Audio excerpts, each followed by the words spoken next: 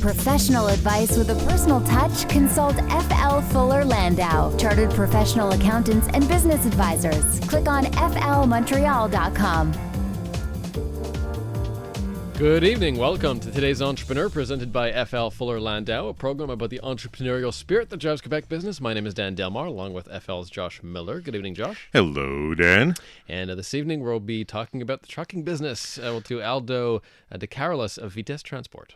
That's right. Trucking, transport, logistics, quite the business. Lots can go great, lots can go wrong, and the business has really flourished. So we'll hear that growth story. It's really super interesting. Fun fact: I used to work in that business as a transport broker in my early. Yet you're not there anymore. I I'm wonder not there. why. It's a tough business. Oh my God! I have lots of questions for Aldo, so we'll talk about that later. But first, as usual, entrepreneurial news of the week, and let's start by talking about this piece on what's known as, the great marketing debate these days. This is from Inc.com. Do you go with an agency or do you go with an employee? And I think what entrepreneurs have to determine first is what exactly do they want? What exactly do they need? What are their expectations? If you hire one employee, I guess if I take a half a step back, it depends on how many different things you want to do in your marketing plan. Can one employee really cover the breadth of information and knowledge that an agency can cover? There's no question if you have your own team member, your own employee, they're for you. They're 100%. They move, they eat, they breathe, they drink. They really live that business, and they can turn on a dime and have their entire heart into it. But will they understand all the aspects? Will they understand the social media versus maybe the print media versus event planning? There's so many different aspects. And Dan, you certainly, you live in and breathe this as well every day. There must be challenging times where you say, you know what, I don't know how this company does it. And you must face that too. Like, why don't people do it internally versus using the experts, using people that can have a breadth of information, that have their team of 4, 5, 6, 12 people that all have specialties and can all do what they do really well. Totally, and it's something that it's a question we get a lot, and of course I'm biased here because I'm obviously more leaning towards agency myself. But I would say that if you're a large corporation, you actually do want to have that stuff internal. You're not going to hire Dan Delmar and his team to do your communications. You're gonna have a vice president of marketing who's gonna have all that expertise with you. But for the average small to medium sized business, you could go out and hire like a recent business school grad, for example. Pay them $60,000 to $80,000 a year and get a decent amount of work that way. Or you have a more diverse, like you said, a more diverse team filled with various experts in various fields who can do a bunch of things at once and who you don't necessarily need every day. So I think for the average small to medium sized business owner, it's not realistic to hire a full-time marketing person. So that's the. There's no question that the entrepreneur, him or herself, have to figure out what they want to begin with. Yeah. And what how much areas they want to invest. And how much they want to invest. So you got to go back to basics, that kind of zero-based budgeting, saying, okay, I can afford this amount. Where's my best bang for the buck with those dollars? $20,000, $30,000, $80,000, whatever it might be. What's the best bang for the buck? Where are my priorities, and how do I best tackle them? Yeah, and if your budget is in the six figures, I would say a small marketing company is probably not for you. Unless you're really looking for that creative first, and can you hire somebody that's creative yeah, and then go into the social media posting? Sometimes it takes a little bit more than that. So. Yeah. That's why I say it's about budget. There's no question, but it's about your priorities and what you want to tackle first, second, third. Yeah, the day-to-day marketing, I should clarify, is something that that can be handled by one person, usually in a business sometimes, but it's the creative, the strategy, and everything that goes along with it. Artificial intelligence. Speaking of marketing strategy, this is something that I think is fascinating and is being used more and more with varying success in marketing. What are your thoughts on AI and how it could impact the selling landscape? We've spoken a lot about AI in the last few months or so, and there's no question the technology is improving. There's no question, we've spoken about chatbots before, where it's really kind of an automated reply, online chat, automated with the learnings of that AI software, that computer in the background that's learning as it goes. I think it's absolutely amazing what the programming can be done today.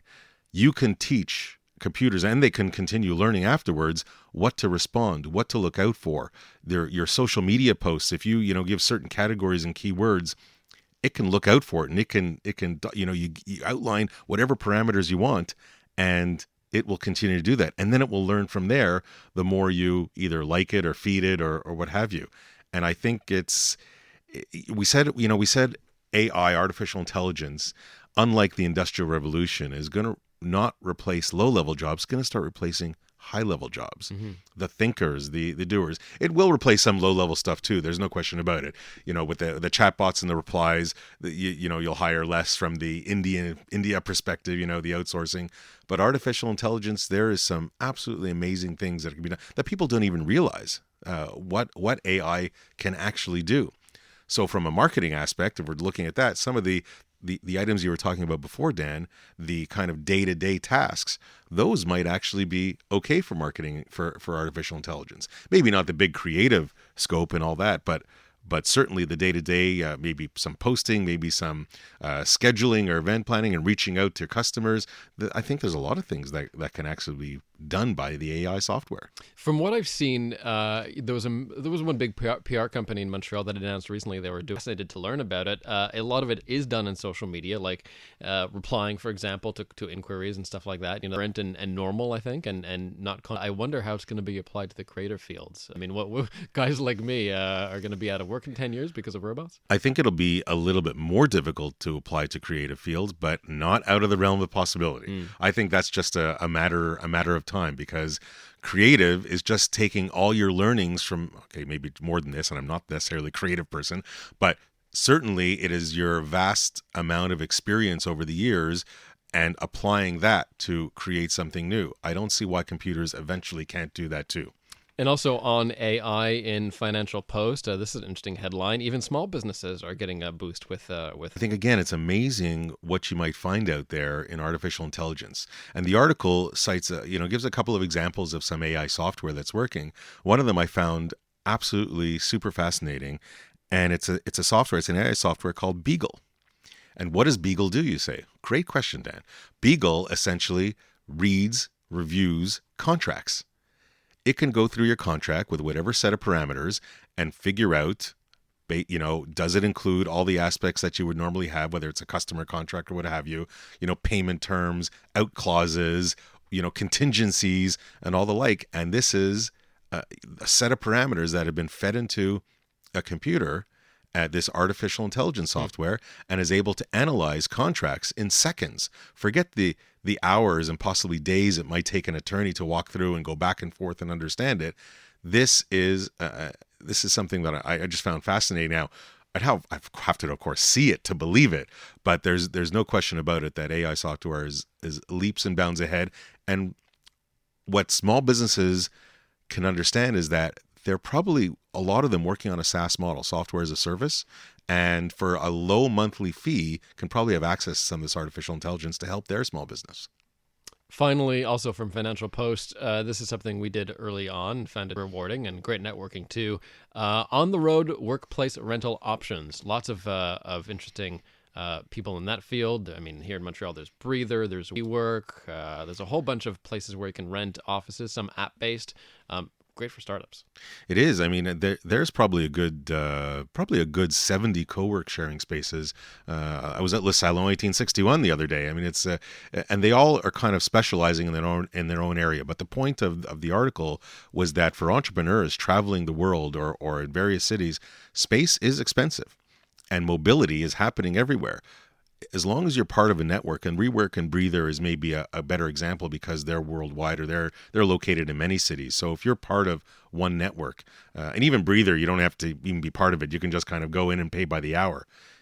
It is an absolutely great alternative for entrepreneurs on the go, on the run. If somebody from Montreal is traveling to New York, you don't have an office there, why not a WeWork? Why not a Breather?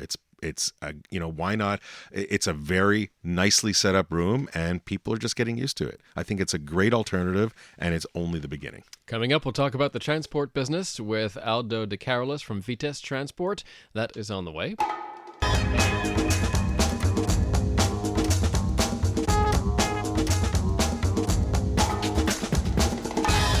For professional advice with a personal touch, consult FL Fuller Landau, Chartered Professional Accountants and Business Advisors. Click on flmontreal.com. Inspiring stories from outstanding business people. Dan Delmar and FL's Josh Miller with you for today's Entrepreneur. And this evening, let's welcome into studio Aldo Decarolis of Vitesse Transport. Aldo, welcome to CJD. Well, thank you for being here. So first, easiest question, what is Vitesse Transport? Tell us what you do for a living. Well, Vitesse Transport obviously is a trucking company. We're an asset-based carrier. We service pretty much the Quebec, Ontario markets and then into the U.S. We're a cross-border trucking company. We also specialize in our flatbed division, LTL. So LTL stands for less than a truckload.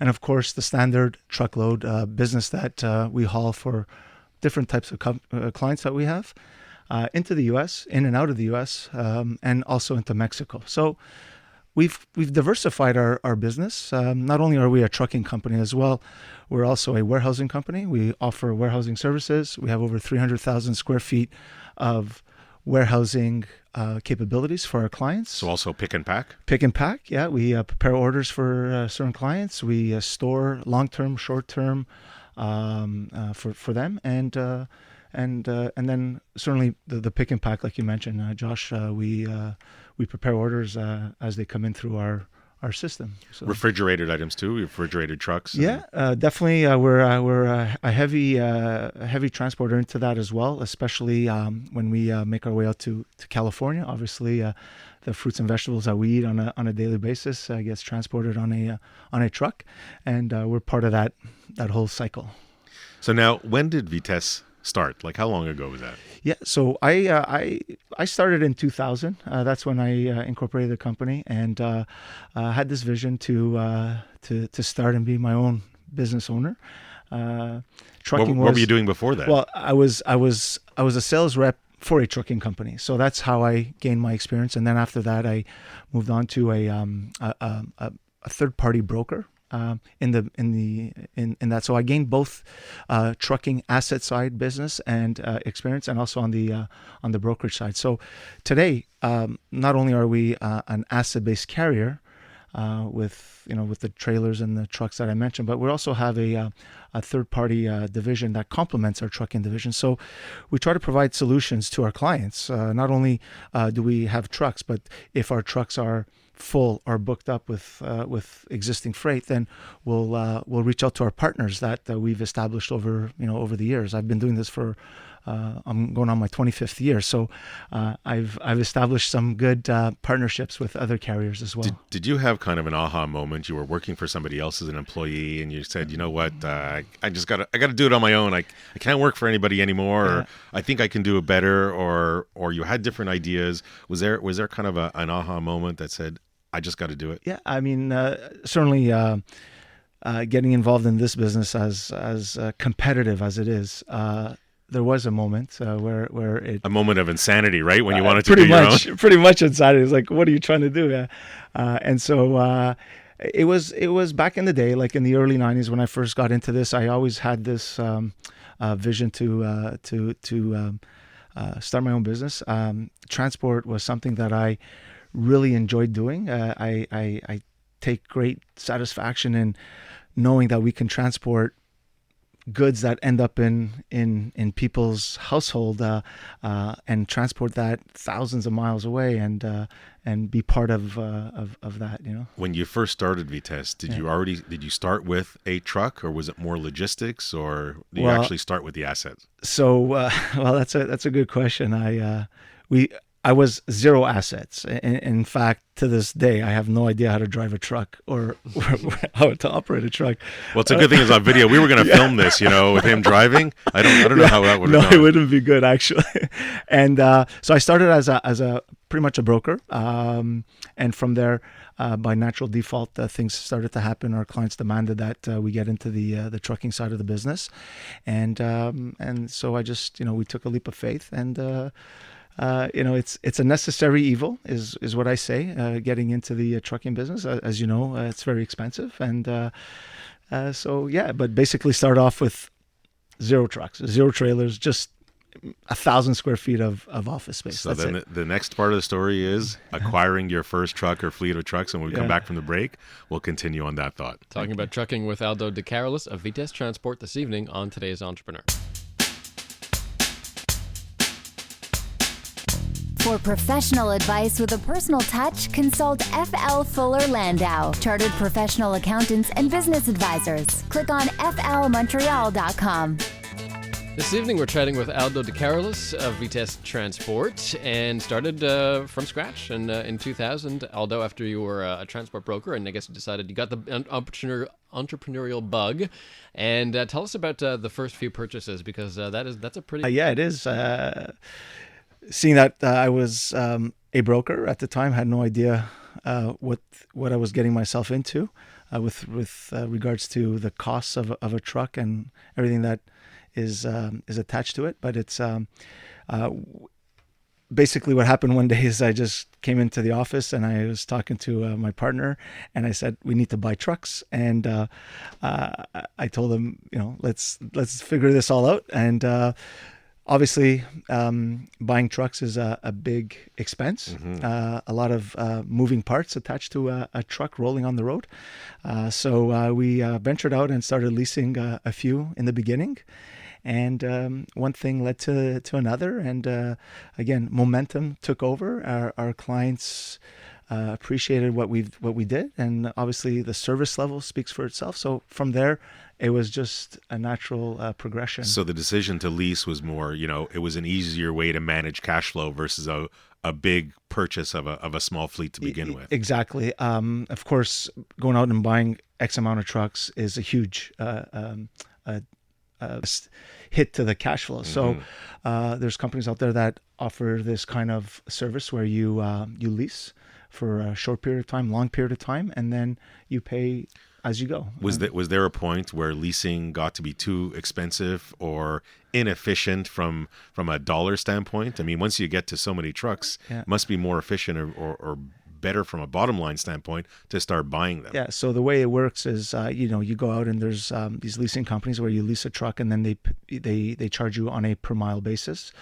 And so once you reach that threshold where your fleet becomes bigger than what you were expecting it to be, then that doesn't become leasing doesn't become a good viable option. And at one point in time, as we got together with my partners and our board, we decided to actually open up or create a maintenance garage where we service now all our trucks in-house. So that obviously cuts out it's your way of being vertical. Yes, absolutely. But then again, that too is also a necessary evil, as I mentioned, because it's an expense right to the bottom line. But it's the cost of doing business. So when you went out, how did you know when it was the right time to stop leasing, when it was too costly on the per kilometer charge? Is that something you knew going in? Did you have to educate yourself on that? I had no idea. It was trial and error, pretty much. We run our business on miles and not kilometers.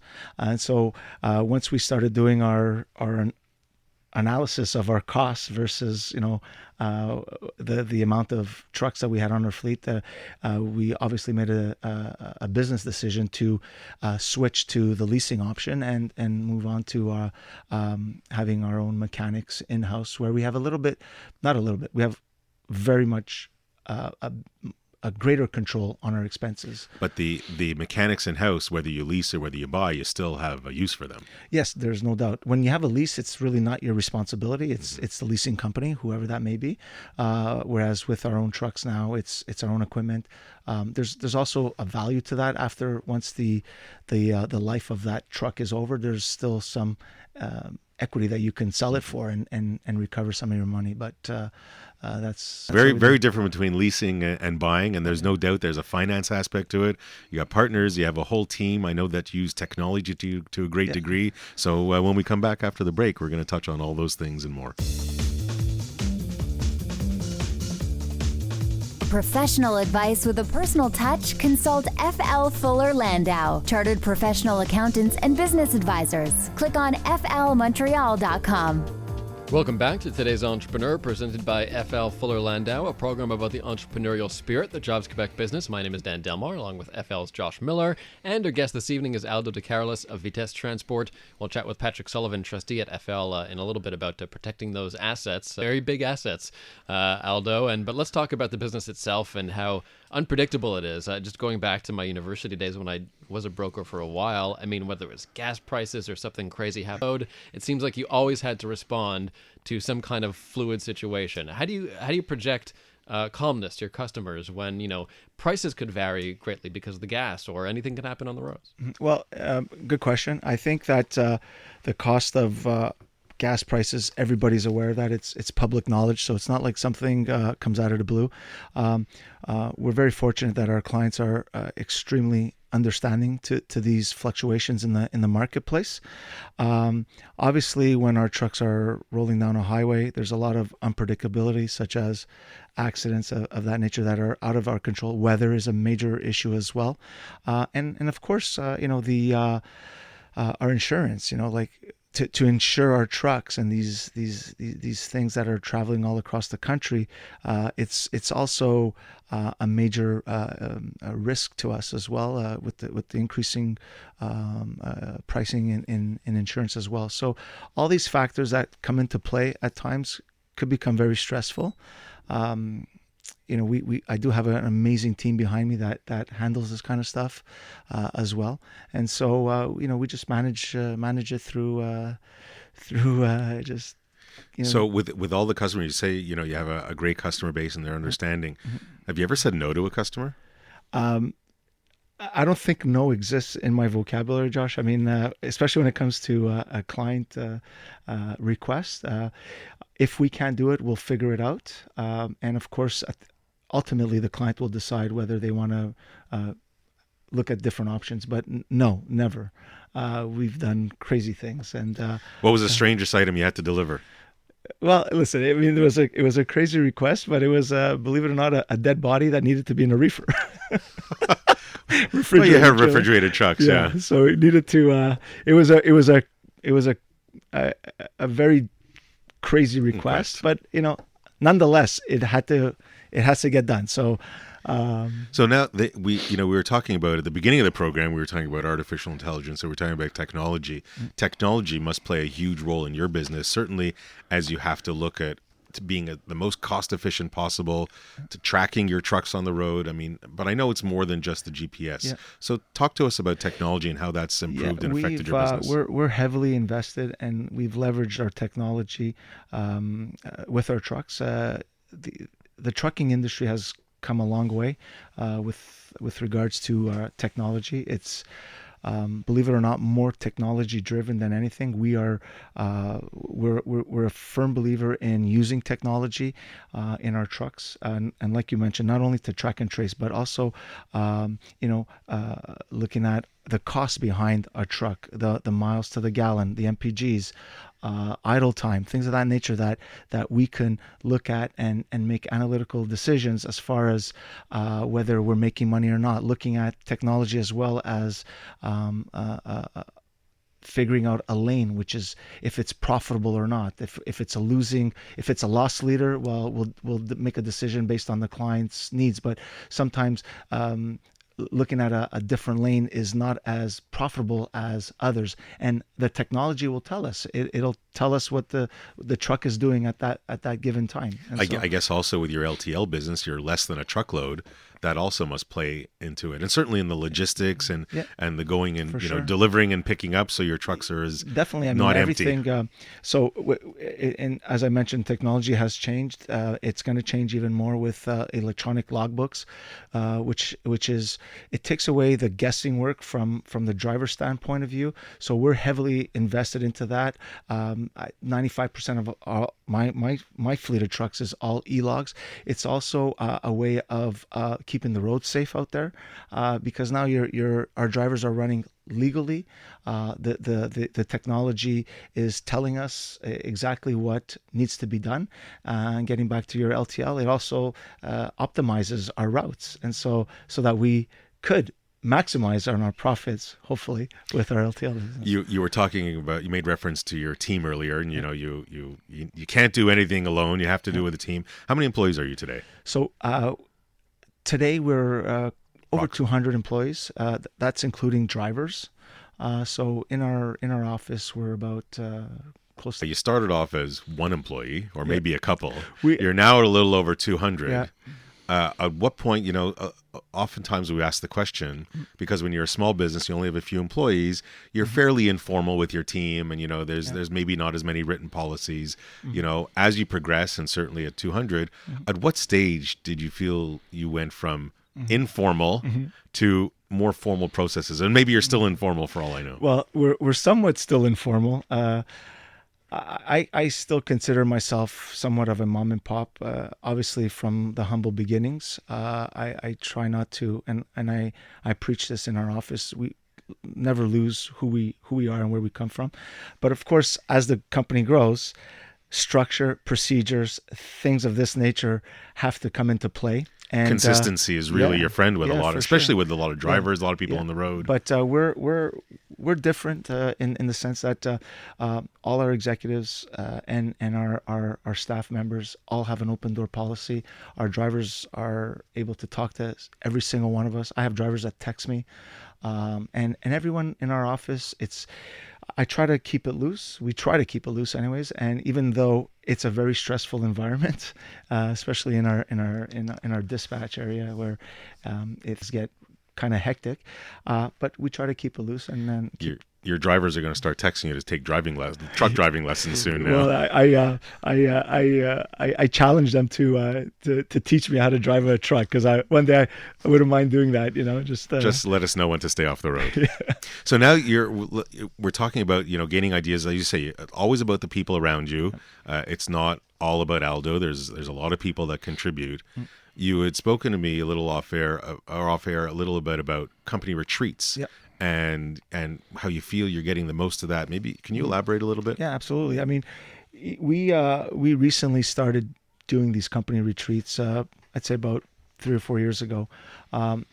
For me, it was new, something that I never would have thought of. But in conjunction with our management team, our executive board, our HR. It's not 200 people at the retreat, right? No. We're a select few. It's the executives, our management team, and a select few personnel that are invited. We've obviously collaborated with the John Molson School of Business to help us through this retreat. During our retreats, we have a keynote speaker that comes in. It's motivational. It's a motivational thing, everyday life type of stories that they share with us, and then we kind of break up in teams, and we each individual person has their own team that we discuss. It's a way to disconnect from the everyday business and let us focus on the upcoming year. It allows us to put in goals to achievable goals. It's also a way of budgeting for the new year as far as each individual department. So it's something that I never thought it would happen, but it's a very good tool for us. Often retreats are some great ideas and a lot of motivation, but the trick is afterward the follow up, the actionable items to make sure that things are executed. Have you been really good at that follow up and that execution? Or do you think how did that work for you? So that's again another good question. It's a challenge. I mean, because then the everyday rush of what we do kicks in, and but we have our executive team that is responsible. We have managers that have to manage the people, and so we hold people accountable, and that's what we want to continue to do. And holding people accountable also is a way of having structure in our business. So one last quick question before we run out of time at this part. You're based in Montreal, right? Yes. what's next? I mean, is Toronto, you said you're in Montreal, your Quebec, Ontario, is Toronto next? Yeah, so, I mean, we have a sales office in Toronto that is doing very, very well. Obviously, our expansion is into the U.S. and also potentially some acquisition, some low-hanging fruit that we're looking at to organically grow our business. And so those are some of the plans, our 5-year plan, if you will. Aldo Decarolis from Vitesse Transport. He's going to stick around. We'll have his one piece of advice for today's entrepreneur at the end of the show. But next, Patrick Sullivan, trustee with FL, is going to talk about assets. And if you are in a business that has to protect big assets, so you might want to tune in for Patrick in just a moment. But first, 7:45, CJAD 800 traffic, Yuri Yeager. We had a fender bender recently. It was on the Met westbound at St. Croix in the right lane. It is now gone. So the Met westbound is recovering. Still a little busy from around Des Lauriers to St. Croix, but moving a lot better. We also have a stalled vehicle out there. It's in the Anjou interchange in the 25 north ramp going onto the 40 eastbound in the right lane. So watch out for that. On the 40 eastbound at Highway 13 in the right lane, we had a towing operation. That one has ended. And basically the rush hour is over and done with, although we are going to have a closure on the westbound Met overnight, and it'll be from Lac-Ordère to Saint Laurent from 11 until 5, and that's going to mean using the service road during those hours. Don't forget, if you want to install a pool, know what's below. It could be costly. Visit Info Excavation at info-ex.com. It's a free service. Traffic and transit every 15 minutes on CJAD 800. Next report is at 8 o'clock. Late Night Laughs, 7 nights a week. The Comedy Show with Joey Elias. You ever talk about a movie with someone that read the book? They're always so condescending. The book was much better than the movie. Oh, really? What I enjoyed about the movie? No reading. On your radio at 11. Brought to you by the Comedy Nest. News Talk Radio. CJAD 800. This April, Closets by Design is giving 50% off the space of your dreams. With free consultation and free installation, getting your home organized has never been easier. Call Closets by Design today, 514-631-6777. Here's a delicious invitation to experience Gibby's. You can choose up north in Saint-Sauveur or in beautiful old Montreal. Dinner with friends or family, a business meeting, a celebration, a romantic evening. Perfectly prepared rib steak or Gibby's classics like rack of lamb, chicken Kiev, fresh oysters, the finest, freshest seafood.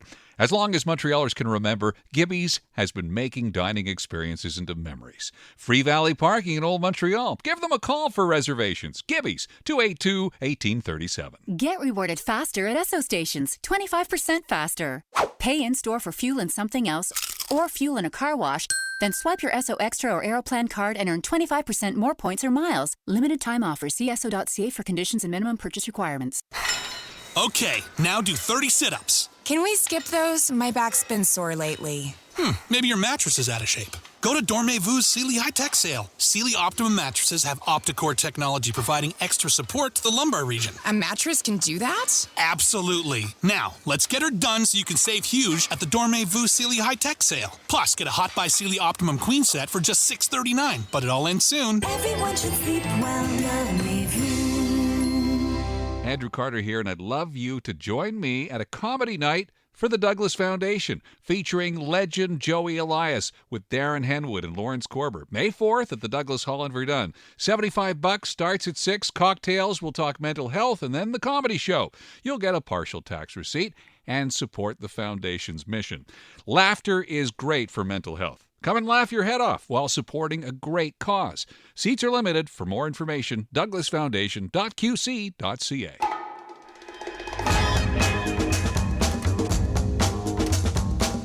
For professional advice with a personal touch, consult FL Fuller Landau, Chartered Professional Accountants and Business Advisors. Click on flmontreal.com.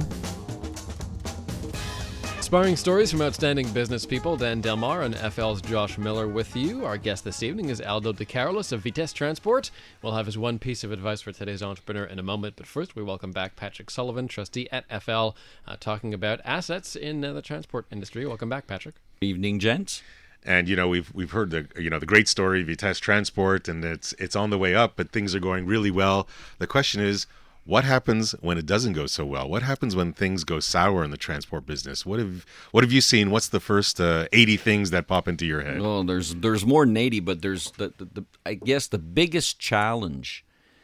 Well, there are a number, but the first biggest challenge, especially when you're dealing with a brokerage company that has many owner-operators that have one or two trucks, and you have to announce to these guys that, you know what, your last trip isn't going to get paid, and these guys have obviously spent the money, spent the fuel, and they're just standing there, and then they're starting to figure out that, hey, I may lose my rigs because of this.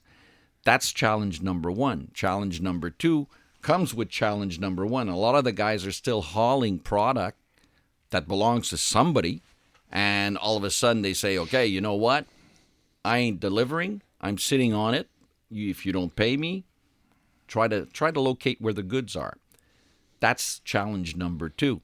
And then you have the customers, the ones that have the stuff that's supposedly to be delivered, that are calling upon you and saying, hey guys, my goods were supposed to be delivered yesterday. Where are they? I mean, my client is waiting for those goods at the other end. Those are the typical challenges that we step one that we meet. So there's lots of different aspects to it. There's the trucking company itself that, if that goes belly up, then, all its customers, have issues. I guess from the customer, from the entrepreneur, from the Vitesse customer standpoint, how do they protect themselves? Can they even protect themselves? Well, it's fairly hard to protect yourself, especially when you're using external brokers. If it's your own people, it's your own trucks, chances are you'll be able to bring everybody home. When it's external brokers, then it's a little more rock and roll in order for them to make sure that they are going to deliver and maybe get paid, maybe not. Sometimes these guys are tapped out, then the fuel credit cards get tapped out, and they're just sitting there. And often, sometimes, it's my understanding that the trucking companies can get caught in between a fight between two other parties. Absolutely. That happens also. There's so many situations that we could go on for hours just chit-chatting about what can happen. Aldo is itching to say something. Go for it, Aldo. No, to your point, Patrick, I think that when a situation like that happens, it's when a broker, a non-asset-based broker, will sell a load or broker a load to a carrier, and then that broker will then either pull the plug and not pay the carrier, and then that's what a lot of these onesie-twosies kind of carriers that depend on a third party as a client.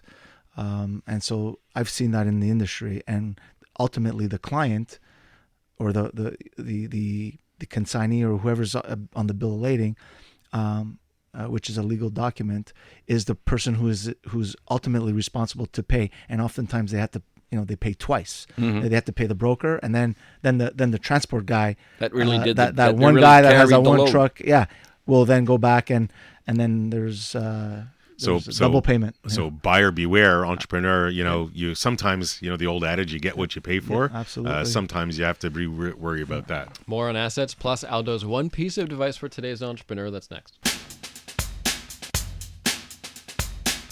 For professional advice with a personal touch, consult FL Fuller Landau, Chartered Professional Accountants and Business Advisors. Click on flmontreal.com.